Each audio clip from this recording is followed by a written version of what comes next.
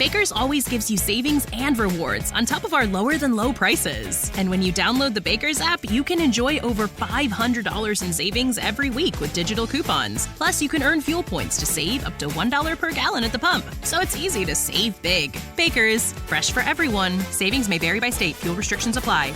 We've locked in low prices to help you save big store-wide. Look for the locked-in low prices tags and enjoy extra savings throughout the store. Baker's, fresh for everyone. It's Kate. And Oliver Hudson. Host of the new podcast, Sibling Revelry. That's right. We started this show because, you know what? No one talks about siblings and that dynamic. The siblings, they know each other better than anybody. Yes. You know. Listen to Sibling Revelry on the iHeartRadio app, Apple Podcasts, or wherever you listen to podcasts.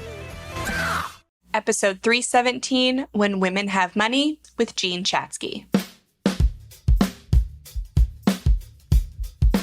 Welcome to the Frugal Friends podcast, where you'll learn to save money, embrace simplicity, and live a richer life. Here are your hosts, Jen and Jill. Welcome to the Frugal Friends podcast. My name is Jen. My name is Jill. And today we are talking about the ladies. Hey, pew, pew, pew. Shout out to you. I mean, this whole podcast is very female-centric. We have a small male contingency that we love to shout out because the men that listen to our show are the bomb. But we're not going to hide the fact that this is a podcast by ladies for ladies. Hey-o. Hey-o. Woo, woo. But there are a lot of misconceptions about women and money. And I think that this podcast being about frugality, we always identify ourselves as the buyers of the household, the money savers. And women hold a lot of wealth in the economy, and that number is growing. And that's what we are talking about today. How can we lean in to this new wave of identity that we are having with money? And so we're talking with Jean Chatzky, who is the founder and CEO of HERmoney. But first, this episode is actually brought to you by dads. Every woman has one. And while this episode is not about men or for men, it would behoove men to listen to it. Because as dads with daughters, even if you don't have daughters, you might have daughter-in-laws one day. It's important to know that we are going to be on a fast trajectory to running this economy. Now that we outnumber the number of CEOs named John, we are controlling more and more wealth. And also, if you're listening to this on the day it releases, Father's Day is just around the corner. So, thank you, dads. Listen up, dads. And if you have a dad, bring this up on Father's Day. The stuff you're about to learn in this episode. Dads. Weren't you supposed to segue to debt-free stories with that one? Oh, yeah. I freestyled that one. And it was amazing. You could tell I freestyled that one. But also, if you have debt and you're trying to pay it off and you want some inspirational stories, head to youtube.com/frugalfriends and listen to all 10 debt-free stories. One of them is from a dad. But every single debt-free story is from somebody who has a dad. Man, Jen, welcome back. Having 2 kids has really benefited you in some remarkable ways, and I'm here for it. We're only getting better. And I love that dads sponsored the show, and essentially you're just like, dads, watch out. Girls run the world.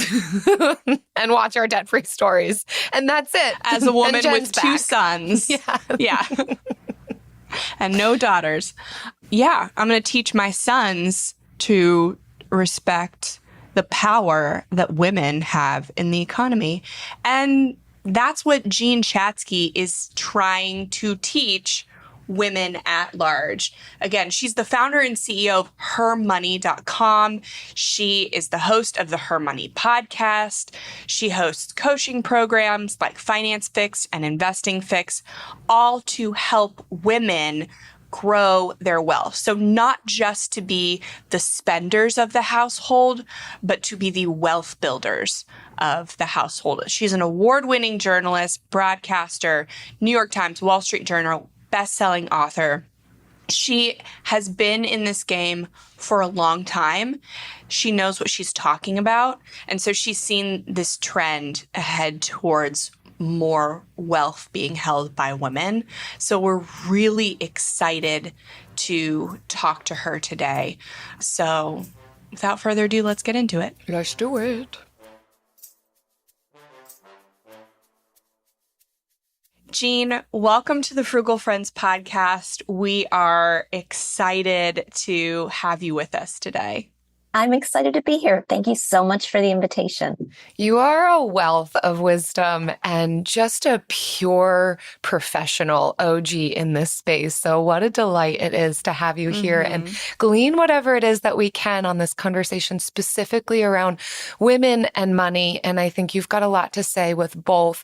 And to start off, could you tell us, in all of your years of experience and what you've seen and the people you've helped, what are some of the common misconceptions? Let's start there because we like starting with the fun stuff surrounding women and money. What are some of the stereotypes or misconceptions you've seen? Big misconception that women are more risk averse than men. Big misconception that women are not managing the household finances. We absolutely are, and there's a lot of data to prove it. Big misconception that we're the only ones who sort of have a shopping habit. Men have it too. They just call it collecting. I mean, we could just Oh, wow, yeah. we could go down this road, but I think the bottom line is this is a really important point in time for women with money. We've got more of it. Beyond that is coming our way thanks to trends in inheritances, trends in education.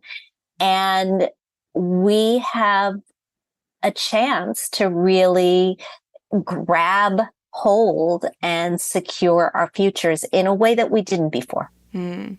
What are some of the changes you're seeing from like the Gen X and the baby boomer women that it's kind of different for millennial or Gen Z women? Are you seeing shifts? I am. And it's a really good question. So 2 things I would point to. One is that they're savers. Gen Z saves money. They have more trust in financial institutions than the generations that came before them. They're really more understanding of the fact that they have to start early, right? If you ask people my age, what's your one big regret about money? Almost all of us will say, gosh, I really wish I had gotten my act together in my 20s or even my early 30s to start saving and investing with so much energy and vigor. And I waited until I was really almost 40 and I blew it. These young people in their 20s, despite the fact that a lot of them have student loans, are really getting their act together and saving and starting to invest. So I think that's amazing. The other thing that I've seen, and I've seen it, I have a 26-year-old daughter, so I've seen it with her and with a number of her friends, is they know their value and they are negotiating. They are asking for more money. They are doing their research. They're job hopping to get the money that they believe that they're worth. And you know what? Good for them. What do you think is leading to that? This kind of increased, you referenced kind of this point in time where we currently sit and how the narrative used to be, women do this, these are the misconceptions. And now it seems as though the pendulum is swinging, or we're at this pivot point. Are Gen Z just better listeners? What's going on? They may be better listeners, but I think they're also watching what's happening in real time, right? And if you look at the experience that many of these young women had on college campuses, what you saw was this big imbalance of women to men, right? Last year, I think the number is that for every 100 men who graduated from college, 132 women graduated. And that shift is putting more earnings, more power into the hands of women. These young women saw that. Now, it's not reversing everything. The pandemic did set women back, right? It took a lot of women out of the workforce. We still have a very stubborn gender wage gap. We still have women who are choosing careers that will make it easier for them to also simultaneously have a family, run a family, raise children, if that's something that they want to do. And so there are these forces that are fighting each other a little bit. But I think that's where it comes from. I also think this generation is kind of the first generation that grew up with mothers in power positions. They weren't necessarily, I mean, when my mother was young and in the workforce, she either had to be a nurse or a teacher, right? That was it. I came out of college and I went right into journalism, but my friends went to law school and they got MBAs and they went to med school. And our daughters are now these representatives of Gen Z. So they've had different role models. Dang. I didn't think about that. Yeah, like my mom did work outside the home, but her mom didn't. My mom had more of like a secretarial job. So that is so interesting. So I know that you have at Her Money have done some surveys, and there's tons of surveys out there about women and money. Do you have any surprising like data points or insights, like numbers about women and money that people may not be aware of?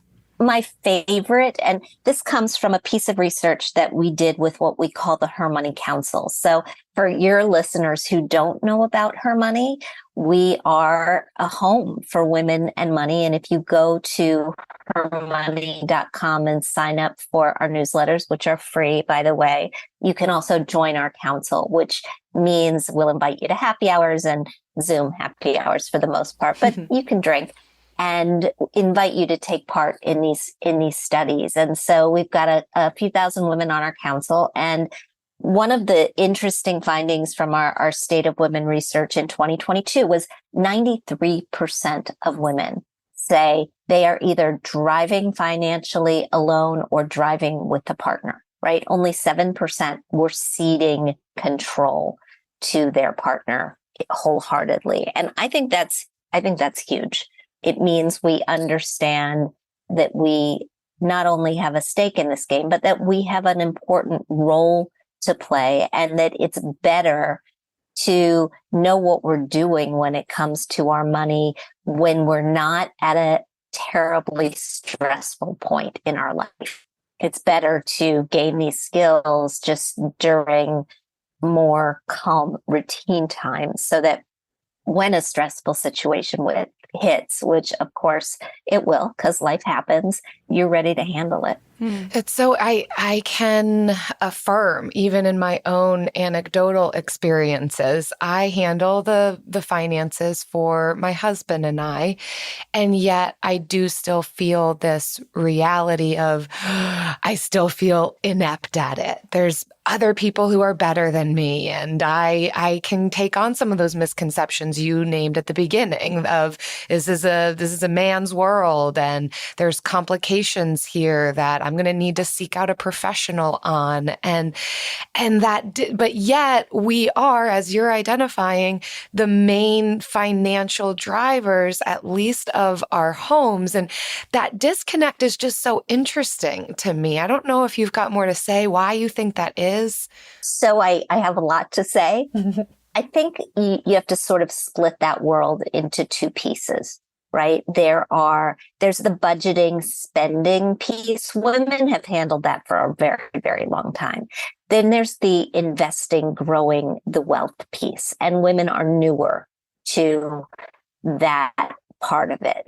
And when you think about questions, just in general, not necessarily financial questions, but questions in general, there are some questions that have correct answers. And there are some questions for which correct answers, perfect answers, don't exist. So if you ask me, what is the best credit card for somebody who wants a balance transfer, I can answer that question and I can be right because I can do the research. I can look at the lay of the land. I can say it's this one at this time. You ask me, what's the best mutual fund? What's the best investment? I can't answer that question. I mean, I can give you a very good answer. I can give you an answer that's based on history. I can give you an answer that's likely to hold up, and I can talk about diversification and how you should do it this way. And that if you do it this way, we got a really good chance of making your money grow for the future. But I can't be perfectly right. And for a lot of women, and for women like me, by the way, that not being able to be right is really hard, right? I like to know the right answer to any question before I even ask it. And so being in this world where you can't control interest rates, you can't control inflation, you can't control the market, you can't control what the CEOs of these publicly traded companies are going to do, that requires faith, right? And sometimes it does require additional expertise. I have a financial advisor, right? I have had a financial advisor for years, in part because I want another set of eyes on my financial picture. And I don't view that as a weakness. I think it's an important checkpoint because you're looking at a lot of different data and information coming in at all times. And there are a lot of things that you're trying to solve for. Yes. Oh, thank you for that permission. I think we can get caught up in if I can't do it all on my own, if I can't be an expert on all of it, then what business do I have doing it at all? That kind of all or nothing thinking. But you bring up a really great point that I haven't thought of in this way, that sometimes there are very right answers for things, especially as it relates to finances. And then sometimes there's this gray area, or it needs to be individualized, or there's freedom in how you do it. And that can trip people up of which time is it there's a right answer and which time is it, well, you need to decide for yourself and kind of try different things out. And that ambiguity can be really hard in any aspect of life, but especially as it relates to what my future might hold, how it's going to play into my retirement. That ambiguity does not feel very great. It doesn't. Yeah. And it allows for more predators to prey on that ambiguity, which is scary. Yeah. And that is why when you're choosing a financial advisor, it's a really important decision. And it's something where you do have to do your due diligence, make sure that you've got somebody not only who isn't a crook, right? And there are not many out there, but you not only who isn't a bad actor, but you're doing due diligence to make sure that their areas of expertise line up with the services that you need. I think we're kind of circling around this a bit, but I'm curious your thoughts on what are some of the ways that women can improve their financial well-being? Maybe bring into alignment the reality that most of us are managing the finances, but then feel equipped to do it and confident in doing it. So part of it is the data, and part of it is actually looking at the data. I started a coaching program during COVID, a financial coaching program called Finance Fix. And we've been running classes monthly. They're small group classes with one-on-one coaching and group accountability. It's going well. But one of the most important things that we ask people to do in that class is to do what we call getting dirty with your data. And the methodology for this, I'm just take a step back. So for years and years on Oprah and the Today Show, I did a lot of money makeovers. My producers would say, oh, let's do a money makeover. And I would say, great, money makeover. And the process that I put people through, I sort of honed it over time, but it always started with tracking your spending, because I don't think you can budget in a forward direction. I actually think you have to budget backwards, which means knowing where your money is going and then deciding, yes. Thank you for that. And then yes. Right? You know where your money is going, and then you can make changes about where you want your money to actually go. It's a lot. Mm-hmm. So that's basically, we put some tools in so you don't have to track by hand, but that's part of the process that we take you through in Finance Fix. And it's where I think everybody needs to start, whether you are going into retirement, whether you are trying to work your budget in your 30s, whether you're just starting out in your 20s. Both my kids have gone through this exercise, and it's the building block of everything else, because you want to save 15% of whatever it is you're earning. Yeah, I want you to save 15% of whatever it is you're earning. But chances are, if you haven't looked at your numbers, you're not even close. And then the amazing thing is we play a game called Guess Your Spending in the program where That's dangerous. It is so dangerous. And it's so fun. We ask people at the start to guess their spending. And then once they're in it and we've got the tools working, we show them where their money is actually going. And people are just like, oh my God. Like I had no idea my dog was so expensive. Who knew? Right? I mean, it's that. Yeah. It's mostly the dog. Yes. If we're being honest, it is always the dog. My dog is, oh my God. He's on allergy medicine. He's on a hydrolyzed protein diet. I mean, he is like the most expensive member of my family. He's in the room hearing you talk about him. He is. And he doesn't even feel a little bit bad. I'm telling you. That's right. You take care of me. That game sounds amazing to observe and horrifying to be a participant. Fun at other people's expense. That sounds like my worst nightmare. And I think maybe it's telling, and this kind of motivation for us and what you're saying of come to self-knowledge on you, not waiting for someone else to point it out. Sometimes it does need to happen that way. But for me personally, I would much rather be the one to discover the things that need to shift than to have someone on TV tell me the thing. I mean, whatever it's going to take, but we should be the ones digging in. I love the get dirty with your data. Do it yourself rather than wait until it's pointed out in whether it's on a game show or in life, and you're hitting this really tough point of, man, where did it all go? And I wish I had started earlier. Yeah. Yeah. It's, you make it sound horrifying. It's not completely horrifying. And people learn a lot, and they're saving a lot in this program because they feel in control in the first time. I did a big study for one of my early books on money and happiness. And the finding that I still go back to from that piece of research is that it's not how much money we have, it's how much control we have over the money we have that makes us happy. AI might be the most important new computer technology ever. It's storming every industry, and literally billions of dollars are being invested. So buckle up. The problem is that AI needs a lot of speed and processing power. So how do you compete without costs spiraling out of control? It's time to upgrade to the next generation of the cloud, Oracle Cloud Infrastructure, or OCI. OCI is a single platform for your infrastructure, database, application development, and AI needs. OCI has 4 to 8 times the bandwidth of other clouds, offers one consistent price instead of variable regional pricing. And of course, nobody does data better than Oracle. So now you can train your AI models at twice the speed and less than half the cost of other clouds.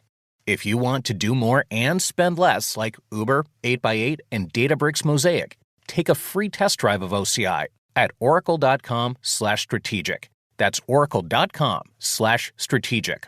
Oracle.com/strategic. When you download the Baker's app, you have easy access to savings every day. Get the most out of weekly sales and receive personalized coupons to save on your favorite items, all while earning 1 fuel point for every $1 spent. Baker's makes it easy to save while you shop, whether it's in-store or online, so you get the most value out of every trip, every time. Download the Baker's app now to save big on your next purchase. Baker's, fresh for everyone. Must have a digital account to redeem offers. Restrictions may apply. See site for details. Ooh, Yes. Jean's got the mic, everyone. Yes. That's exactly it. That's why we have this podcast, is that statement right there. That's the goal.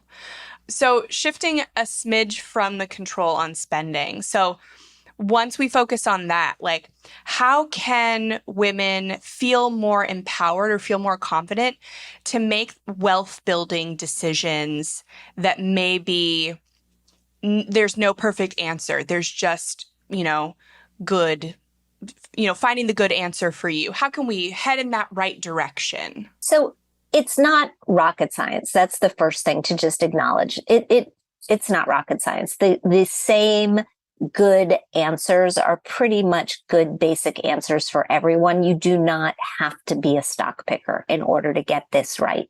You have to save enough, right? Because if you don't save enough, and I do like to see people get to that 15% level, because if you're not saving enough, there's not enough to grow. And then you have to put it to work. And on the whole, you want to put it to work in a diversified portfolio that is low cost and tax efficient. And that basically means index funds or ETFs that cover your bases, right? You could do a total stock market fund and a total bond market fund and in the proportions that make sense for you and call it a day. But if you do it that way, you do have to get with the rebalancing program to bring your asset allocation mix in line at least once a year, or you just put it in a target date fund and you keep adding to it, knowing that that target date fund is costing you a little bit more because it's doing the rebalancing for you, but also knowing that it is going to prevent you from taking too much risk at an inopportune time. That's it, right? I mean, that is basically all you have to do. And then as you get to the point where you are looking to other goals, you want to sort of take the same approach, right? You want to invest as tax efficiently as possible. That means, once you exhaust your 401ks and your IRAs, you're saving, you guys both have kids, you're looking for college, right? Mm-hmm. You put the money in a 529, you invest automatically. I can't even stress enough how important the automation piece is, because human beings are really bad at saving money, right? We're really good at spending it. We're really bad at saving it. But when automatic enrollment was added to 401ks, the participation in 401ks jumped from 50% to 80 or 90%. Whoa. Because inertia, because you put me in it, I'm just going to sort of stick with it. And in that case, it's a really good thing. The problem is we don't have automatic enrollment for 529s, for health savings accounts, for emergency cushions. So you want to put yourself into it on an automatic basis so that every time you get paid, a little bit of money is going toward those goals as well. Mm. Yeah. And I think so often we don't make the choice to invest in the IRA, the 529, the HSA, because we think, oh, I only have like $20 a month. It's not even worth it. I'm not going to sign up. But I mean, everyone was like so excited when automatic 401k enrollment came about, because then $20 just started going in and you got to see the growth. And then once you see a little bit of growth, that motivates you to do other things. Yes. So knowing that it's even a little bit, the earlier you start, the less you have to invest. Well, that's absolutely right. But you made another really important point, seeing the growth. So you have to visit your savings accounts. I know it sounds ridiculous, but once a month, take a tour, or once a quarter if the markets are down, right? And you don't want to really if the markets are down, but things are going along swimmingly. Visit your accounts. Give yourself that affirmation that you're doing a really good job. And actually, if you're contributing on a regular basis, even though the markets are down, chances are you're doing okay. Mm-hmm. Jean, I love the simplicity. And I think you've given us in the last 5 minutes just the map, the roadmap for how we can become wealth growers and confident in our money. Even if we're not going to long-term be financial advisors ourselves, we can do it. And I think that stands out to me in so many interviews that we have, and people we talk to who have been in the space longer than us still will say the tried and true message is simplicity. And it's just so affirming to hear that from you again, and encouraging and empowering. So thank you. And speaking of simplicity, we love it. We just love the put it on automatically. It's simple. It's motivating, never going away. Yep. About an object emotional, stay in motion. And that's what this segment is. The Bill of the Week.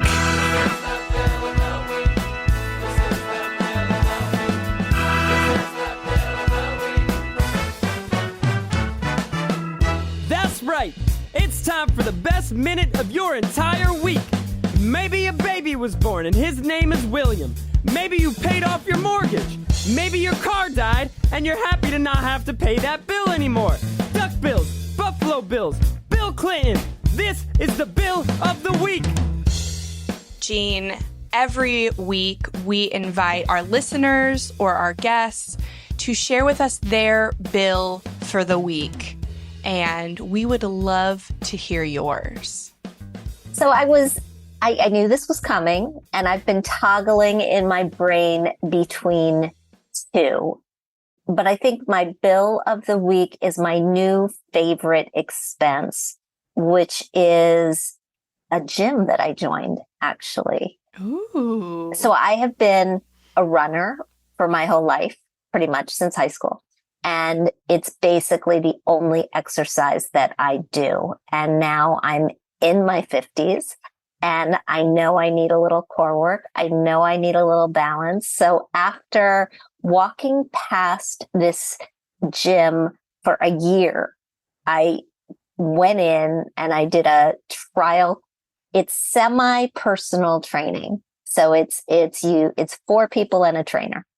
And I did a little trial, and then I signed up, and now I'm doing 8 a month. And so I think it's $229 for those 8 sessions a month. But I feel I can see muscles in my arms that I haven't seen in years. So I'm feeling pretty good about that. Yes. Amazing. Muscles are so important, especially for women. We've got to do it. I had a moment. I had a moment where a person who I won't call out, but somebody who is supposed to love me said, I wouldn't wear that sleeveless on television anymore. I know. And so I went to the gym. Oh my goodness. Not the truth you needed, but well, they're in trouble, but also you wear whatever you want, Jean. You will be thanking yourself for building the muscle, but that person also is in trouble. Yeah. The thing that I think too in this moment is as we experience well-being in one area of our lives, it often rolls over into others. And there's so many people that I hear who have gotten really good with their money, and then it's kind of this turn to other areas of life, of mental well-being and physical well-being, and then being able to pay for upkeeping the well-being, which is amazing because then it becomes a value, and the one thing it's a good cycle, not the negative cycles that we can get into. And it's so true. So when we did the debt diet on Oprah's show, we found that our debt dieters who were there to pay attention to their finances lost weight.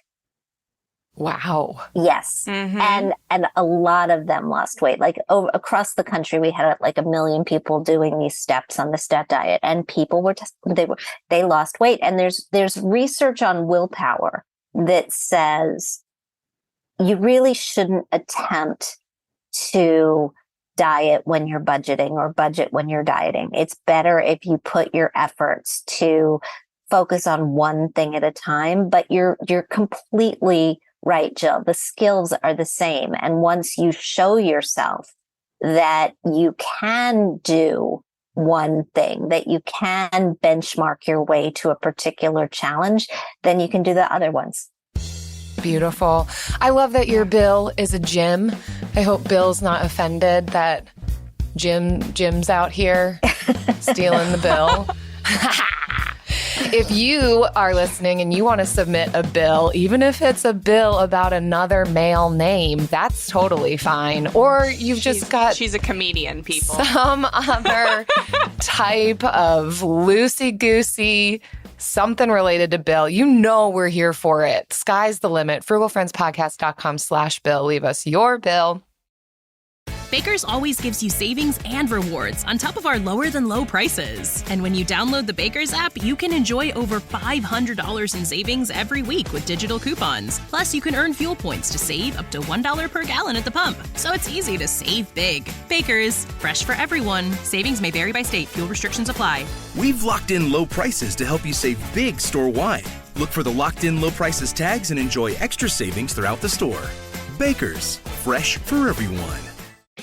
Discover the heartwarming and hilarious world of sibling connections on Sibling Revelry with Kate Hudson and Oliver Hudson. You might be asking yourself, what is sibling revelry? Yeah, well, we just made it up. They'll have some laughs and maybe inspire some people along the way with universal tales of what it's like to grow up with brothers and sisters. We're full-blood siblings, the only full-blood sibling. In our family. Well, not in the world. I mean... No, in the whole world. That's just it. Like, no one... Dive into family tales and explore the human mind with guests like Joel and Benji Madden. And it's fun because we've decided to open it up, to really like all kinds of different siblings. And it's going to be an awesome season. It's more than a podcast. It's a celebration of the ties that bind us. Listen to Sibling Revelry with Kate Hudson and Oliver Hudson on the iHeartRadio app, Apple Podcasts, or wherever you get your podcasts. And now it's time for the lightning round. Pew, pew, pew. We don't have a budget for sound effects, so it comes from our mouths. We are our own sound effects, for sure. I'm just waiting until we get our membership to the Screen Actors Guild as voice actors. There you go. Like that nobody has sent us anything, and I feel like it's time after 5 years of doing this that we're ready, So, anyways, so this is our vulnerability segment, and there is not, as women talking about money on podcasts, I feel like we get more vulnerable than other podcasts. So this one was really a difficult one. So kind of just making it fun. Today it's lighthearted. So what's the most creative or unique way you or a woman you have seen done with her money or managed her money? Something that maybe a man wouldn't do. I mean, I've got to say there's a lot of creativity on TikTok. And I do think when we started to see cash stuffing on TikTok, I thought it was creative. And I thought, oh my God, you just stole a page from your grandmother, because she did the exact same thing. She just called it the envelope system. Mm-hmm. So I think that's interesting and creative in its old-fashionedness, going back to cash. Mm-hmm. Yes. Jill? Similar to what you're identifying, Jean, I'm not going to say that this is the best way to be a woman and manage money, but man, have I seen some scrappy women throughout my life. I mean, from my grandmother to my mother to my day job is in social work, so I've intersected with women from all walks of life, and we stash. We stash it away. We squirrel it up for a rainy day. And I think just the creativity and where it gets stored, whether it's our undergarments or the freezer or the cosmetic drawer in the bathroom, just squirreling away. I mean, I think it's an indicator sign of some other red flags that are happening in life, but it is creative and scrappy, and squirreling some cash away in some creative places is what I've seen from some of the women in my life. Yeah, you guys totally took mine without realizing, but I was going to say a woman who tried to hide money in her winter coat and put it away in her closet until next winter. I love that. Are you talking about me? Yeah. So I am learning. Oh my goodness, Jen, you're so right. I learned it because I've seen it. So Jean, yes, that's a story about me. And I sometimes will do it intentionally. Like I'll hide money so that I can find it because I love those surprises and they don't happen to me anymore as an adult. So I have to like give myself a surprise. And even this year I was talking about putting some cash in with my Christmas tree. We have a fake Christmas tree. As I put it away, I'm like, oh, I could shove some 20s in here. And when we pull out the Christmas tree next year, it'll be fun to have this money fly out. And my husband just laughed at me. And I'm thinking, oh, yeah, that's a good idea. And then I go to do it. He's like, this is crazy. No, do not do that. But I guess it's what I've seen. You just stash it away all over the place. And you find it. Yeah, no, it happens to me when I'm running because I have a collection of leggings that have pockets, right? You got to have pockets in your leggings, right? Those pockets on the side. Yes. Don't buy leggings without them. And you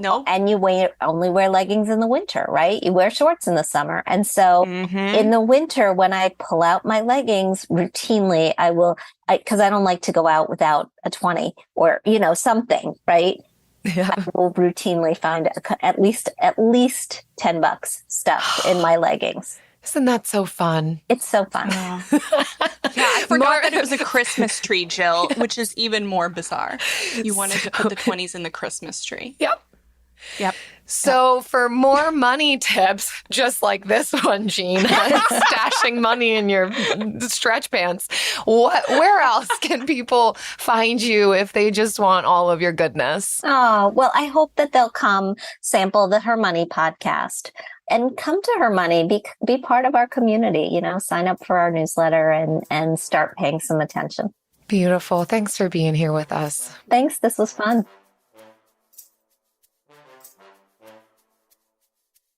So good.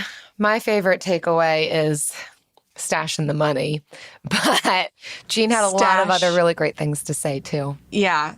I think that was the worst takeaway, but it's stash your money in smart ways, not in Christmas trees. I think that is the real takeaway. There's always money in the banana stand. And you know how that turned out. Yeah. No spoiler alerts. That episode's been out for like 15 years. So.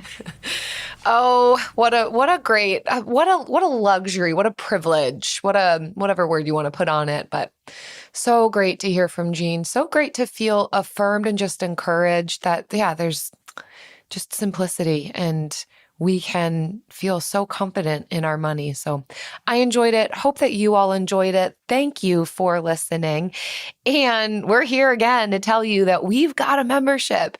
If you just listen to this podcast and you're like, I've binged all of the backlog. Now what?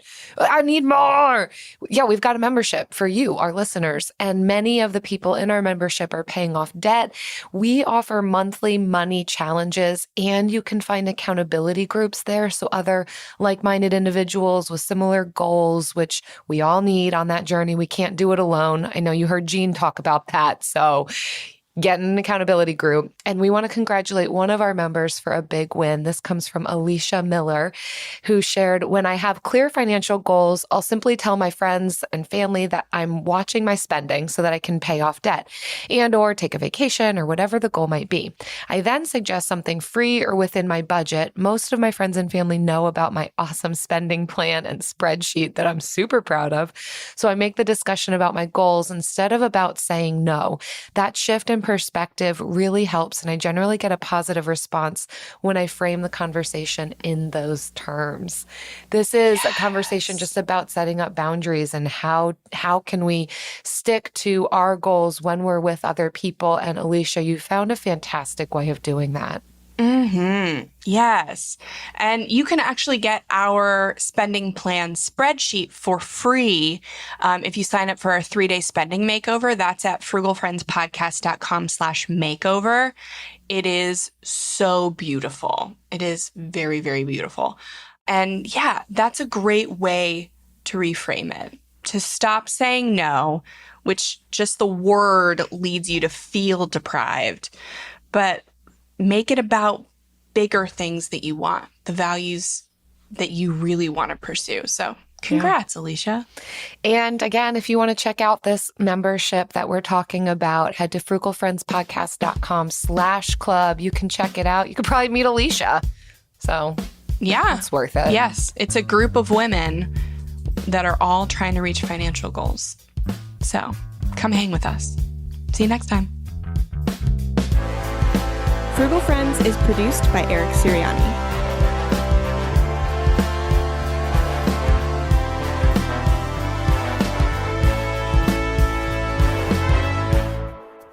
Jen. I missed you. I miss this banter. Banter. I know. So Eric and I, I'm diving in with a story because I missed you and you missed this. I know, we haven't talked in like 48 hours.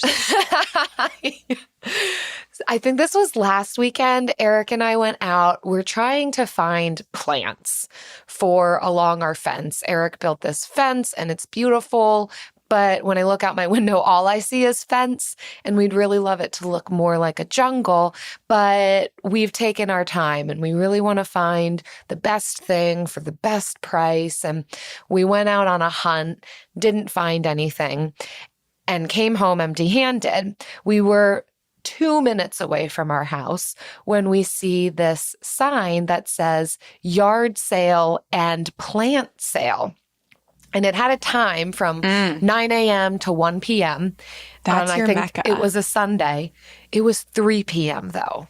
So I'm like, we are 2 hours past the ending time on the last day of this sale. But Eric, swing a right. Let's just see. You never know. You never know. We roll up. Sure enough, the person is still cleaning up from this sale. I'm like, pull over. This is how I talk to Eric. Yes. This is how she talks to Eric. Yeah. He loves it. He does love it. He lives for that. And so we get out. Beautiful woman named Regina. She has lived in this area for decades, and she has done all of her own landscaping on her property. Beautiful. Goals. Hashtag pie in the sky. Goals are happening on Regina's property. And because the sale's over, we just get to chat, make a new friend. She brings us behind her fence into her backyard and shows us more of the beauty that she has cultivated over decades, and learned from her that the best time to plant a tree is today. And isn't that also true about our finances? The best time to start investing. She just dropped wisdom on you today. Yeah. She grew most of her plants from seed. She'll collect the seeds that her own plants drop, plant new ones. So it's a cultivated, beautiful jungle. Anyhow, because it was the end and she started to like Eric and I, she started digging up stuff for us. She let us take the last of the plants that were for sale. I kid you not, we came back with probably 10 different types of plants and palms for $15. And then, Jen, doesn't stop there. Wouldn't you know, she also had a rack of clothing that already had a free sign on it. She wasn't going to bring it back into her house. She just wanted rid of this clothing. And Regina has some good taste in clothing. And while she's probably about 35 years older than me, we're about the same size. And Regina didn't buy junk. Regina bought some good stuff. I'm wearing one of them in Regina's honor. Oh, that is cute. Isn't it? It's Yeah. this cotton button down with kind of stick figure drawings on it. I look like an art teacher from the 90s, which is exactly what I'm going for. Yeah, very good. Thank you. Girl. So thanks to Regina, 2 hours after the sale ended, and we thought we were coming home without plants, but no. Regina hooked us up with some clothes and plants, and it was the best day of my life. Oh my gosh. I'm so happy that happened for you. Thank you, Jen. I mean, you look great, and I'm sure the plants are going to grow up great in your backyard. Yeah. It's going to look beautiful. More beautiful than it already does. Thank you. Thank you, Regina. Thank you, Regina, the true hero of this show. She's a woman who manages her landscape and probably her finances. I mean, probably. A force to be reckoned with. Yep. Baker's always gives you savings and rewards on top of our lower-than-low prices. And when you download the Baker's app, you can enjoy over $500 in savings every week with digital coupons. Plus, you can earn fuel points to save up to $1 per gallon at the pump. So it's easy to save big. Baker's, fresh for everyone. Savings may vary by state. Fuel restrictions apply. We've locked in low prices to help you save big store-wide. Look for the locked in low prices tags and enjoy extra savings throughout the store. Baker's, fresh for everyone. Discover the heartwarming and hilarious world of sibling connections on Sibling Revelry with Kate Hudson and Oliver Hudson. Dive into family tales, explore the human mind, and laugh with guests like Joel and Benji Madden. It's more than a podcast, it's a celebration of the ties that bind us. And it's fun because we've decided to open it up to really like all kinds of different siblings. And it's going to be an awesome season. Listen to Sibling Revelry with Kate Hudson and Oliver Hudson on the iHeartRadio app, Apple Podcasts, or wherever you get your podcasts.